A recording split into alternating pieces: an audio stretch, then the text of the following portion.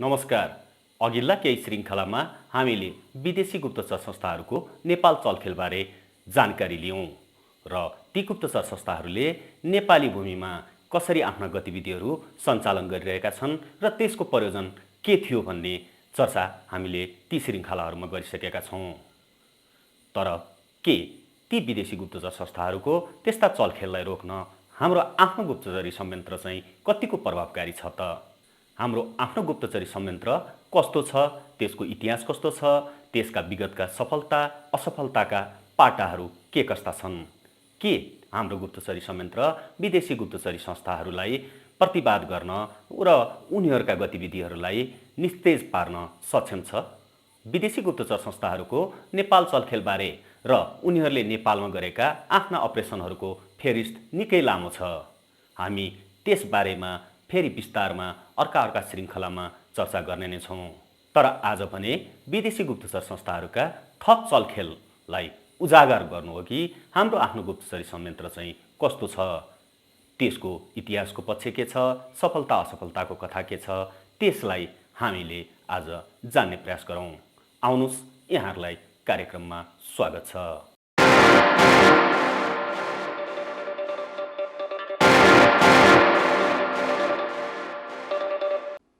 इतिहास कोट्याउने हो भने नेपालको एकमात्र गुप्तचर संस्था राष्ट्रिय अनुसन्धान विभाग राविले 7 दशक लामो यात्रा पार गरिसकेको छ।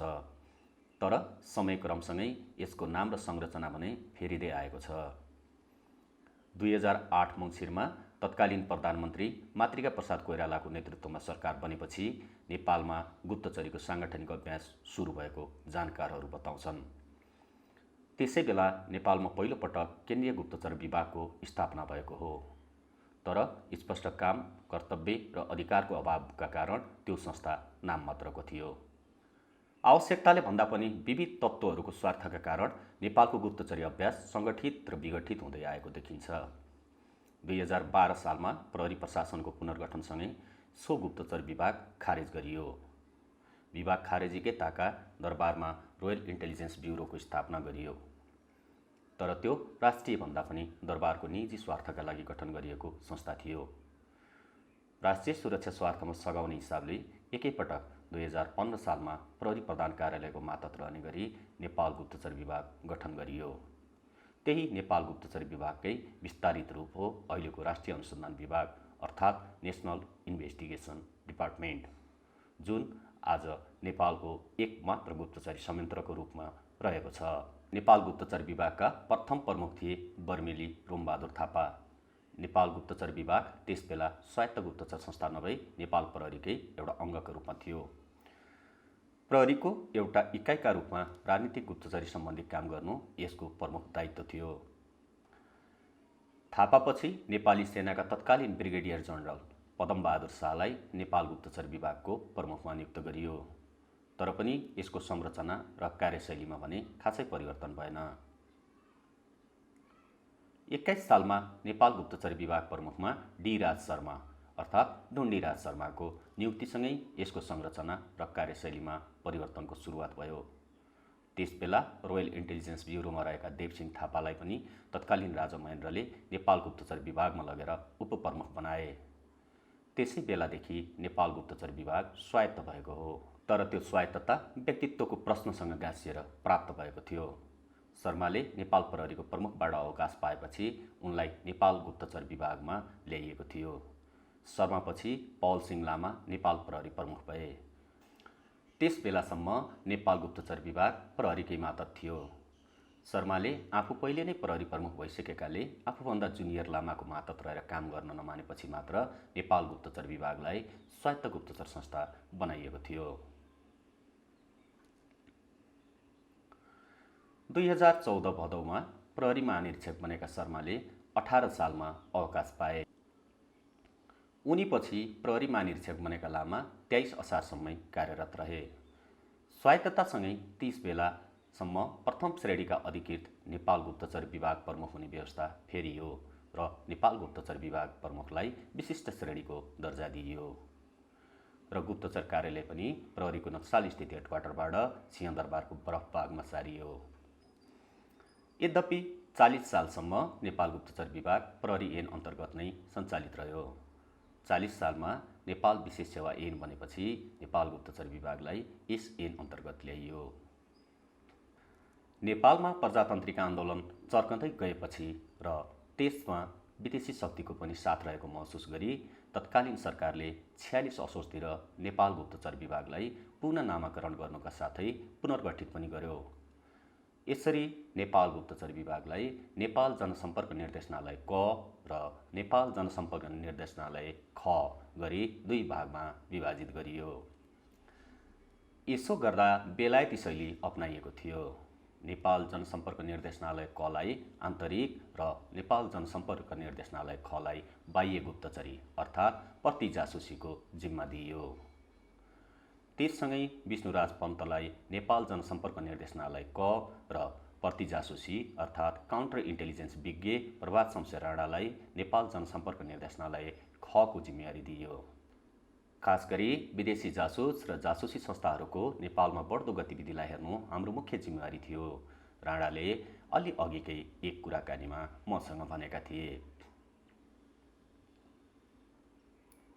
त्यो कार्यविभाजनपछि नेपालमा पनि विदेशी शैलीको जासुसी अभ्यास सुरु गरियो। तर नेपाल गुप्तचर विभागको त्यति बेलाको पुनर्गठन पनि केही आवश्यकता र केही बाध्यताबाट निर्देशित थियो। तत्कालीन सरकारले नेपाल गुप्तचर विभागमा विष्णुराज पन्तलाई नियुक्त गरेपछि उनीभन्दा सिनियर प्रभात शमशेर राणा असन्तुष्ट भए। राणाले तत्कालीन सरकार समक्ष राजीनामा नै दिएका थिए। पन्त र राणा दुवै नेपाल प्रहरीबाट आएका हुन्। जति बेला राणा प्रहरीमा कार्यवाहक डिएसपी अर्थात् प्रहरी नायब उपरीक्षक थिए, त्यसबेला पन्त सब इन्सपेक्टर अर्थात् प्रहरी नायब निरीक्षक मात्र थिए। त्यसैले आफूभन्दा कनिष्ठ अधिकारीलाई प्रमुख बनाइएपछि राणाले राजीनामा दिएका थिए।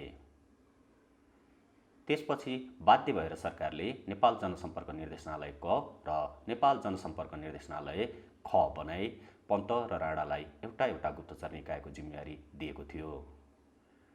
तर यो संरचना पनि लामो समय टिक्न सकेन। प्रजातन्त्र स्थापनाको केही पछि नै नेपाल जनसम्पर्क निर्देशनालय क र नेपाल जनसम्पर्क निर्देशनालय ख खारेज गरियो र राष्ट्रिय अनुसन्धान विभागका नाममा संस्थागत तथा एकीकृत गरियो। प्रजातान्त्रिक आन्दोलनका क्रममा आफू विरुद्ध गुप्तचरी गरेको भन्दै तत्कालीन नेताहरू, प्रजातान्त्रिक सरकारका मन्त्रीहरू नेपालको गुप्तचर संस्थाप्रति असन्तुष्ट थिए। त्यसैको फलस्वरूप पुरानो संरचना भत्काएर 49 सालमा राष्ट्रिय अनुसन्धान विभागका नाममा सङ्गठित गरिएको हो। त्यसयता नेपालको गुप्तचर संस्था राष्ट्रिय अनुसन्धान विभाग अर्थात् राअविका नामबाट सञ्चालित हुँदै आएको छ। तर 2049 सालमा अतिरिक्त आर्थिक बोझलाई कारण देखाएर खारेज गरिएको प्रति जासुसीको अङ्ग भने पुनर्स्थापित गरिएको छैन। त्यसयता राअविले आन्तरिक गुप्तचरी मात्रै गर्दै आएको छ। बाह्य गुप्तचरीका नाममा भारतको राजधानी नयाँ दिल्लीमा अवस्थित नेपाली दूतावासमा काउन्सिलरको आवरणमा एकजना सह अनुसन्धान निर्देशक अर्थात् प्रहरीको एसएसपी सरहको अधिकृत राख्नु बाहेक राअविले प्रति जासुसी सम्बन्धी कुनै काम गर्दैन। 63 चैतको दोस्रो साता राअविमा केही फेरबदल गरिएको थियो।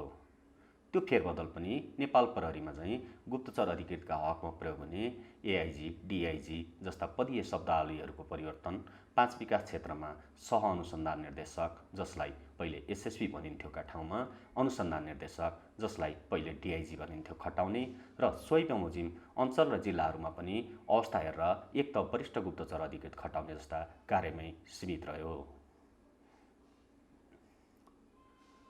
त्यसयता राअविमा यसको नेतृत्व बाहेक अन्य कुनै फेरबदल गरिएको छैन र यसले गुप्तचरीका नाममा केही राजनीतिक दल, सशस्त्र समूह र आपराधिक गतिविधिसँग सम्बन्धित सञ्चार माध्यममा प्रकाशित प्रसारित समाचारहरूको टिपोट बनाउने बाहेक केही उल्लेखनीय काम नगरेको स्वयं विभागका उच्च पदस्थ अधिकारीहरू स्वीकार गर्छन्।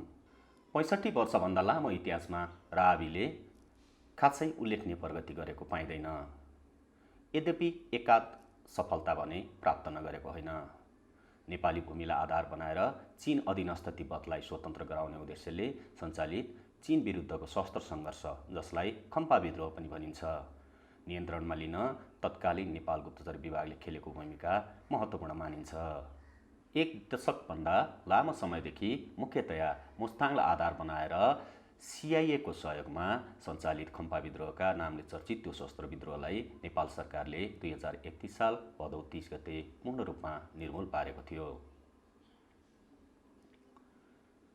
खम्पा विद्रोह नियन्त्रणका क्रममा आफ्नो गुप्तचरको उत्कृष्ट नमुना प्रस्तुत गरेका थिए नेपालका गुप्तचरहरूले। त्यस लगत्तै 32 सालमा अर्को गुप्तचरी सफलता हासिल भएको थियो। तत्कालीन विद्युत सहायक मन्त्री ध्यानबहादुर राईका निजी सचिव विजय चापागाई मार्फत रहलले मन्त्री परिषदका सबै निर्णय किन्ने गरेको सूचना पाएपछि नेपाल गुप्तचर विभागका एक जासुसले चापागाईलाई 2032 साउन 27 गते नेपाल स्थित भारतीय दूतावासमा द्वितीय सचिवको आवरणमा रहेका एजेन्ट बीके राजपूतलाई मन्त्री परिषदका माइनोट बेच्दै गरेको अवस्थामा पक्राउ गरेका थिए। यस सम्बन्धमा मैले एउटा श्रृङ्खलामा विशेष रूपमा चर्चा गरिसकेको छु, जसको लिङ्क मैले डिस्क्रिप्सन बक्समा राखिदिएको छु। एकपटक अवश्य हेर्नुहोला। नेपाल गुप्तचर विभागले प्राप्त गरेको अर्को महत्त्वपूर्ण तथा सफल अपरेसन मानिन्छ देवसिंह काण्ड। राज दरबारका तत्कालीन प्रमुख सैनिक सचिव जर्नेल शेरबहादुर मल्लले भारतको देहरादुनबाट नेपाल भित्राएका थिए देवसिंह थापालाई। देहरादुनकै मल्ल स्वयं पनि ब्रिटिस सेनाको जागिर छाडी नेपाल आएका थिए र पछि दरबारका प्रमुख सैनिक सचिवसम्म बने। तत्कालीन राजा महेन्द्रले रोयल इन्टेलिजेन्स ब्युरो गठन गरी देवसिंहलाई देशका प्रमुख बनाएर दरबारमा राखेका थिए। नेपाल गुप्तचर विभाग 21 सालमा स्वायत्त भएसँगै देवसिंहलाई त्यसको उपप्रमुख बनाइयो। त्यस बेलासम्म देवसिंह अमेरिकाको बाह्य गुप्तचर संस्था सिआइएको घुसपैठिया भएको कसैले पत्तो पाएका थिएनन्। तिनताका नेपालका विभिन्न स्थानमा भियतनाम युद्धमा प्रयोग भएका चिनिया हतियारहरू एकपछि अर्को गर्दै फेला पर्न थालेपछि नेपाल गुप्तचर विभागका तत्कालीन प्रमुख हर्कबहादुर थापाले अनुसन्धान अगाडि बढाए। त्यसबेला कुनै अज्ञात व्यक्तिले फलानो ठाउँमा हतियार गाडेर राखिएको छ भनेर सूचना दिन्थ्यो। खोज्दै जाँदा ती स्थानमा हतियारहरू फेला परिहाल्थे। यो क्रम निकै बढ्दै गएको थियो। ललितपुरको पुलचोक स्थित हाल साझा यातायात रहेको स्थान र शिवपुरी राष्ट्रिय निकुञ्ज क्षेत्रबाट त ठूलो परिमाणमा त्यस्ता हतियारहरू बरामद भएका थिए। नेपाल गुप्तचर विभागले पछ्याउँदै जाँदा मिस्टर स्टोन नाम गरेका एक अमेरिकी नागरिक पक्राउ परे। वास्तवमा सिआइए एजेन्ट स्टोनले नै ती हतियार आफैले लुकाएर नेपालका सुरक्षाकर्मीलाई खबर गर्दा रहेछन्। स्टोन पुतली विशेषज्ञको आवरणमा काठमाडौँमा बसेका थिए र पुतलीको अनुसन्धान गर्ने बाहनामा काठमाडौँ वरपरका जङ्गलमा गएर हतियार गाडी आफै प्रहरीलाई खबर गर्थे। त्यसको एकमात्र उद्देश्य थियो चिनियाहरूले हतियार भेला पारेर नेपालमा ठूलो उपद्रव गर्दैछन् भन्ने गलत सन्देश प्रवाह गरी नेपाल चीन सम्बन्धमा खलल पुर्याउनु र खम्पा विद्रोहबाट नेपाल सरकारको ध्यान मोड्नु। स्टोनले नै उक्त योजनामा देवसिंह पनि संलग्न रहेको बताएका थिए। स्टोनलाई पर्सना नन ग्राटा करार गर्दै देश निकाला गरियो र देवसिंहमाथि गुप्त तवरले निगरानी राख्न थालियो। देवसिंहले आफ्नै प्रमुख हर्कबहादुर थापाको नेतृत्वमा आफूमाथि निगरानी भइरहेको पत्तोसम्म पाएनन्। एक दिन उनी पनि नागार्जुनको जङ्गलमा हतियार गाडेर फर्कँदै गर्दा हिलाम्य अवस्थामा बालाजु बाइपास नजिकै नेपाल प्रहरी र नेपाल गुप्तचर विभागको टोलीद्वारा पक्राउ परे। पक्राउ परेपछि उनले सबै भेद खोले। आफू सिआइएद्वारा प्रयोग भएको स्वीकार पनि गरे। त्यसपछि उनलाई केही समय कैदमा राखी देश निकाला गरिएको थियो। लामो समय दरबारमा काम गरेका पूर्व गृह उपसचिव ताम्ला उक्यापका अनुसार खास गरी पूर्व राजा महेन्द्रका पालामा नेपालको गुप्तचरी संयन्त्र निकै बलियो थियो। नेपाललाई सबैभन्दा बढी खतरा छिमेकी मुलुक भारतबाट रहेको महेन्द्रको बुझाइ थियो। त्यसैले महेन्द्रले गुप्तचर निकाय तथा छुट्टै संयन्त्रबाट भारतीय पक्षको सूचना हासिल गर्ने र आवश्यक पर्दा भारतलाई दबाब दिने हिसाबले विभिन्न गतिविधि सञ्चालन गरेका थिए। महेन्द्रले आफ्नै प्रत्यक्ष निगरानीमा रहने गरी रोयल इन्टेलिजेन्स ब्युरो गठन गरेका थिए, जसको कार्यालय महाराजगञ्जतिरको एउटा घरमा राखिएको थियो। नेपालका सुरक्षा निकायमा भारतीय सुरक्षा निकायमा काम गरेका व्यक्तिहरूलाई बढीभन्दा बढी प्राथमिकता दिएका थिए महेन्द्रले, ताकि भारतको सुरक्षा निकायका गतिविधि र कमजोरीका बारेमा जानकारी हासिल गर्न सकियोस्। उनको कार्यकालमा नेपाल प्रहरी र नेपाल गुप्तचर विभागमा जति पनि प्रमुख भए प्राय सबै आप्रवासी नेपाली थिए। तीमध्ये अधिकांशले भारतीय सुरक्षा निकायमा काम गरिसकेका थिए। नेपाल प्रहरीका पूर्व प्रमुखहरू जीबी याकथुम्बा अर्थात् ज्ञानबहादुर सुब्बा, पूर्णसिंह ठाकुर, डी राज शर्मा, पछि उनी गुप्तचर विभाग प्रमुख समेत भए, पहल सिंह लामा, रोमबहादुर थापा, खड्गजित बराल, दुर्लभ कुमार थापा र नेपाल गुप्तचर विभागका प्रमुखहरू रोमबहादुर थापा, हर्कबहादुर थापा, चाँदबहादुर राई, गोविन्द कर्म थापा लगायतका सबै प्रवासबाट नेपाल छिरेका व्यक्ति हुन्। त्यति मात्र होइन, आप्रवासी नेपालीहरू र भारतमा रहेका नेपाली भाषी विभिन्न व्यक्तित्वलाई विशेष सम्मान दिने परम्परा नै बसालेका थिए महेन्द्रले। साहित्यकारहरू लैनसिंह बाङदेल, लीलबहादुर छत्री र धरणीधर कोइराला, सङ्गीतकारहरू अमर गुरुङ र गोपाल योन्जन लगायत यसका प्रमुख उदाहरण हुन्। नेपालका प्रथम प्रधान न्यायाधीश हरिप्रसाद प्रधान पनि आप्रवासी नै थिए। त्यस्तै महेन्द्रले नेपालभित्र आएका अर्का एक आप्रवासी रणधीर सुब्बा पछि नेपालमा परराष्ट्र मन्त्री, उपकुलपति र राजदूत समेत भए। दार्जिलिङबाट आएका सूर्य विक्रम ज्ञानलाई त नेपाल प्रज्ञा प्रतिष्ठानको कुलपति नै बनाइएको थियो। यसको अर्थ यी सबै पूर्व राजा महेन्द्रका जासुस थिए भन्ने चाहिँ होइन। नेपालका शुभचिन्तक यी सबै व्यक्तित्व भारतमा पनि उत्तिकै सम्मानित थिए। भारतको शासक वर्गसँग पनि यिनको राम्रो सम्बन्ध थियो। त्यसैले नेपालको हितमा आवश्यक पर्दा यिनीहरू मार्फत भारतीय शासक वर्गमाथि दबाब दिन सजिलो हुने ठानेका थिए महेन्द्रले आफ्ना पालामा प्रत्येक वर्ष असम र दार्जिलिङका दुई जना नेपाली भाषीलाई त्रिभुवन विश्वविद्यालयमा नेपाली भाषामा एमए गर्नका लागि छात्रवृत्ति उपलब्ध गराउँदै आएका थिए। यसरी छात्रवृत्तिमा पढेकाहरूले पछि भारतमै गएर नेपाली भाषा र संस्कृतिको प्रचार गरून्, जसका कारण भारतीय पक्षमाथि पनि नेपालले आफ्नो सानै भए पनि दबाब सिर्जना गर्न सकोस् भन्ने चाहना थियो महेन्द्रको। गोपाल योन्जनले चाहिँ यतै बसेर सो छात्रवृत्तिको दुरुपयोग गरे भनेर पूर्व राजा महेन्द्रले आफ्ना निकटवर्तीहरूलाई सुनाउने गर्थे। आन्तरिक रूपमा पनि महेन्द्रले त्यसबेला विभिन्न राजनीतिक दलमा आफ्ना विश्वस्तहरूको घुसपेट गराएको जानकारहरू बताउँछन्। नेपाल कम्युनिस्ट पार्टीका पूर्व महामन्त्री केशरजङ रायमाझी यसका एक प्रमुख उदाहरण हुन्, जो पछि राजपरिषद स्थायी समितिका सभापति समेत भए।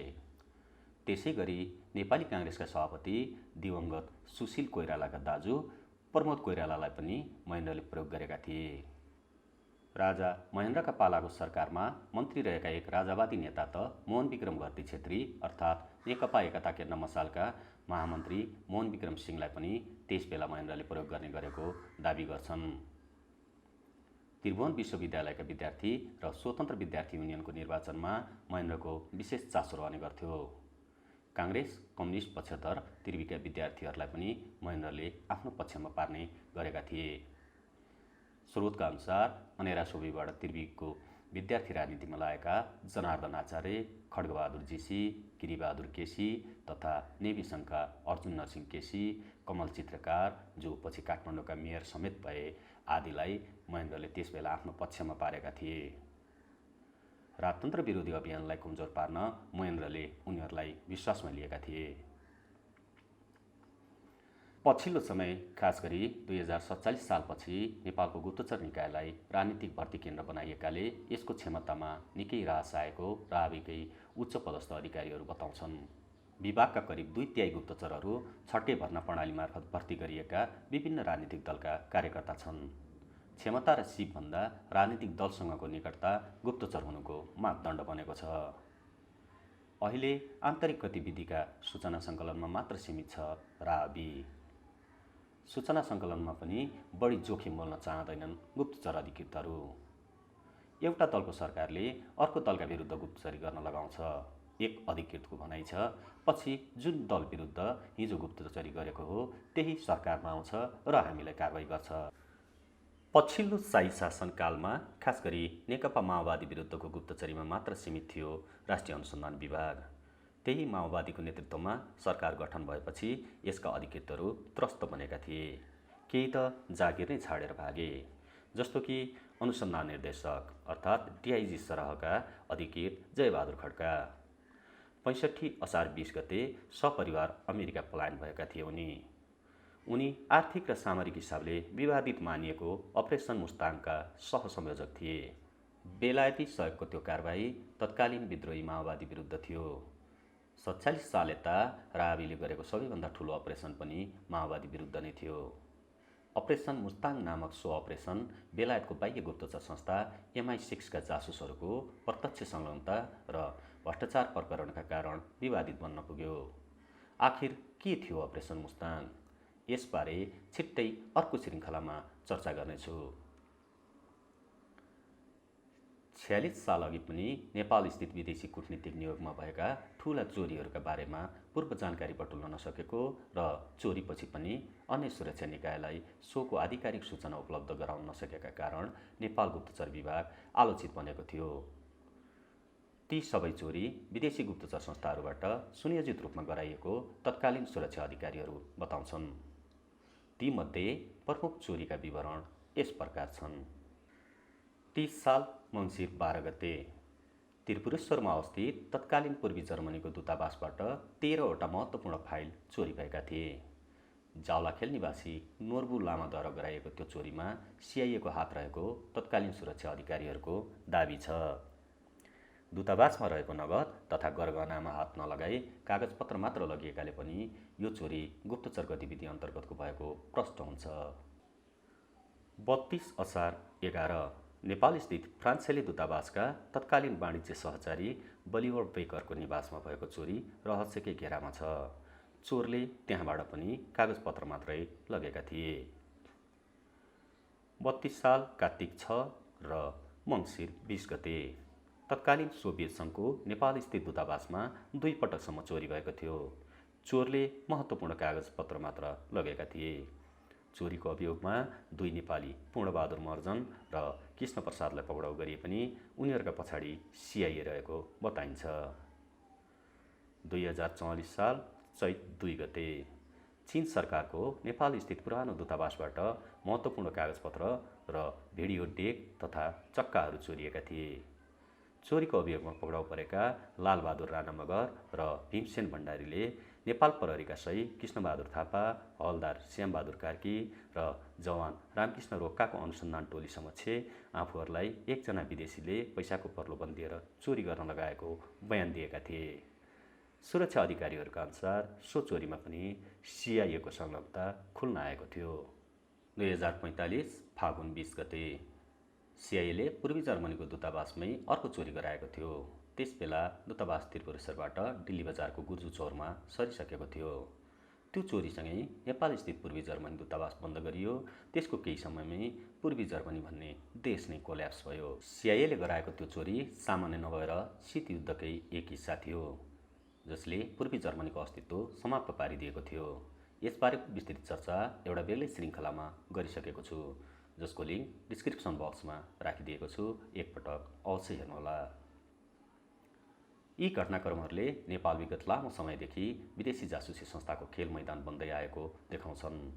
त्यसबाहेक नेपालका विभिन्न सुरक्षा प्रशासनिक निकायमा समेत विदेशी जासुसी संस्थाको घुसपैठ रहेको जानकारहरूको भनाइ छ। तर विडम्बना नेपालमा बढ्दो विदेशी गुप्तचर संस्थाको निगरानीका लागि हामी कहाँ प्रति जासुसी अर्थात् काउन्टर इन्टेलिजेन्स सम्बन्धी कुनै संयन्त्र नै छैन। नेपाल जस्तो सानो मुलुकका लागि प्रति जासुसी इकाइ अत्यन्त आवश्यक छ, किनभने हामीमाथि कसैले आक्रमण गरेमा प्रतिकार गर्ने क्षमता हामीसँग छैन। प्रति जासुसी इकाइले विदेशी गुप्तचरका गतिविधि विदेशी मुलुकबाट हुन सक्ने खतरा पहिल्याउने काम गर्छ। बेलैमा त्यसको जानकारी पाउन सके हामी अन्तर्राष्ट्रिय समुदायसँग अपिल गरेर बैरी मुलुकबाट हुन सक्ने सम्भावित खतराबाट जोगिन सक्छौँ। रावीका अधिकांश गुप्तचर अधिकारी विभागको संरचनामै व्यापक परिवर्तन गरिनुपर्ने आवश्यकता ल्याउँछन्। पुनर्संरचना गर्न नसक्ने हो भने विभागलाई खारेज नै गरिदिए पनि हुन्छ। एक वरिष्ठ गुप्तचर अधिकारी भन्छन्, हुनु र नहुनुको कुनै अर्थ नराख्ने संस्थाको के काम। पछिल्लो पटक प्रधानमन्त्री बनेका बेला केपी शर्मा ओलीले राष्ट्रिय अनुसन्धान विभागलाई प्रधानमन्त्री कार्यालय मातहत ल्याएका थिए। तर किन त्यस्तो गरियो स्वयं ओलीलाई नै थाहा नभएको प्रतीत हुन्छ। गृह मन्त्रालय मातहतबाट सिधै प्रधानमन्त्री मातहत लगिनु बाहेक विभागमा कुनै तात्विक परिवर्तन गरिएको छैन। भारतमा बाह्य गुप्तचरी हेर्ने रिसर्च एन्ड एनालिसिस विङ र सिधै प्रधानमन्त्री मातहत छ भने आन्तरिक गुप्तचरी हेर्ने इन्टेलिजेन्स ब्युरो IB गृह मन्त्रालय मातहत छ। भारतकै सिको गरेर प्रधानमन्त्री मार्फत लगिएको हो भने पनि अहिले राष्ट्रिय अनुसन्धान विभागलाई बाह्य गुप्तचरी अर्थात् काउन्टर इन्टेलिजेन्स गर्ने अधिकार पनि दिएको छैन। हो, हाम्रो जस्तो सानो मुलुकको लागि काउन्टर इन्टेलिजेन्स अर्थात् प्रति जासुसी संरचना हुनु अत्यन्त जरुरी छ। दुई ठूला छिमेकीको बीचमा अवस्थित हामी कसैसँग भिडेर युद्ध लडेर जित्ने सामर्थ्यमा आजको दिनमा छैनौँ। त्यसैले पनि हाम्रो मुलुकलाई प्रति जासुसी जुन सुरक्षाको एउटा मेरुदण्डको रूपमा मानिन्छ त्यस्तो प्रति जासुसी विङको आवश्यकता छ। तर किन बन्न सकिरहेको छैन नेपालमा काउन्टर इन्टेलिजेन्स अर्थात् प्रति जासुसी संरचना, जसले विदेशी गुप्तचरका गतिविधि, विदेशीहरूका चलखेलको बारेमा गुप्तचरी गर्छ? कसले बनाउन दिइरहेको छैन त्यस्तो संरचना? र प्रति जासुसी इकाइ बनेको खण्डमा हामीले हाम्रा विरुद्ध भइरहेका विदेशी गुप्तचर संस्था तथा विदेशी मुलुकहरूका गतिविधि पहिल्याउन सक्छौँ। र त्यस्ता मुलुकहरूबाट कुनै खतराको पूर्व जानकारी हामीले प्राप्त गर्न सकेमा मात्र हामीले अन्तर्राष्ट्रिय समुदाय समक्ष लबिङ गरेर आफ्नो स्वाभिमान, आफ्नो राष्ट्रिय स्वाधीनता र सार्वभौम सत्ताको रक्षा गर्न सफल हुन्छौँ। त्यसैका लागि पनि हामीलाई एउटा प्रति जासुसी संयन्त्र अत्यावश्यक छ, जुन निकै शक्तिशाली होस् र विदेशीहरूको प्रभावमा नपरोस्, जसले राष्ट्रिय हितलाई आफ्नो केन्द्रमा राखेर काम गरोस्। आखिर किन बनिरहेको छैन प्रति जासुसी संयन्त्र? 2046 सालमा बनेको प्रति जासुसी संयन्त्र खारेज गरिएता त्यसबारे थुप्रै पटक चर्चा, परिचर्चा र बहसहरू भएका छन्। संसदीय समितिहरूमा छलफल भएका छन्, संसदमा छलफल भएका छन्। थुप्रै आयोगहरू, समितिहरू, कार्यदलहरूले यस्तो प्रति जासुसी संयन्त्र तत्कालै गठन गर्न सरकारलाई सुझाव दिएका छन्। केही गृहमन्त्रीहरूले यसको पहल पनि अगाडि बढाए, तर अन्ततः त्यस्तो विङ बन्न सकिरहेको छैन। आखिर किन त? प्रति जासुसी संयन्त्र के हो, त्यो किन आवश्यक छ र नेपालको हकमा झन अझ बढी त्यो किन आवश्यक छ? र थुप्रै आयोगहरू, समितिहरू र विभिन्न कार्यदलले सुझाव दिँदा दिँदै पनि त्यस्तो संयन्त्र किन बनिरहेको छैन? यसमा कसले भाँजो हालिरहेको छ? यस विषयमा छिट्टै अर्को श्रृङ्खलामा म विस्तृत रूपमा चर्चा गर्नेछु। तपाईलाई आजको कार्यक्रम चाहिँ कस्तो लाग्यो? मन परेमा लाइक र शेयर गरिदिनुहोला। कृपया यो च्यानललाई सब्स्क्राइब पनि गरिदिनुहोला। हवस् त, आजलाई यति नै। धन्यवाद।